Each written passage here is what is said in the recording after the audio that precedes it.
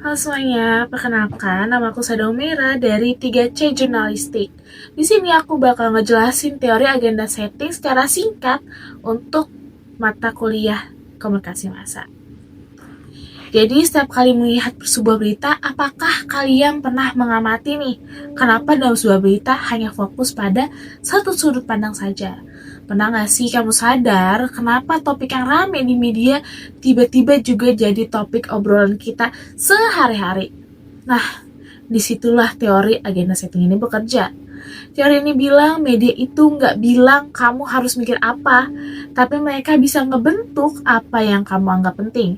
Contohnya waktu isu batas usia media sosial naik ke berita utama, karena semua media ngomong itu, publik pun mikir, wah itu isu yang besar banget.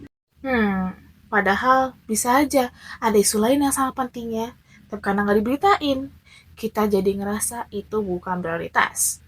Jadi sederhananya, semakin sering media ngomong sesuatu, semakin penting hal itu di mata kita. Nah, itulah kekuatan agenda setting yang menentukan apa yang jadi agenda publik. Sebuah konsep klasik dalam studi komunikasi massa yang pertama kali dikemukakan oleh Maxwell McCombs dan Donald Shaw pada tahun 1972. Menurut McCombs dan Shaw, media tidak memberitahu kita apa yang harus dipikirkan, tapi media memberitahu kita apa yang harus dipikirkan tentang. Dalam penelitian mereka terhadap pemilihan presiden Amerika 1968, mereka menemukan bahwa topik yang paling sering diliput media nih juga jadi topik yang dianggap paling penting oleh publik. Jadi frekuensi peliputan sama dengan persepsi kepentingan. Semakin sering sebuah isu dimunculkan di media, semakin besar kemungkinan publik menganggapnya relevan. Nah, contohnya pemerintah Indonesia berencana menetapkan regulasi usia minimum penggunaan media sosial sebagai upaya melindungi anak-anak dari konten negatif.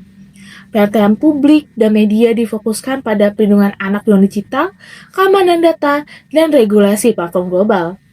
Media secara luas memberitakan isu ini sebagai prioritas dan menyoroti bagaimana platform besar seperti TikTok dan Instagram harus merespon. Dengan demikian, publik menjadi lebih melihat isu tersebut sebagai penting. Ini sesuai dengan agenda setting di mana media memilih isu, lalu publik menganggap isu itu penting. Nah, kenapa kasus ini termasuk agenda setting?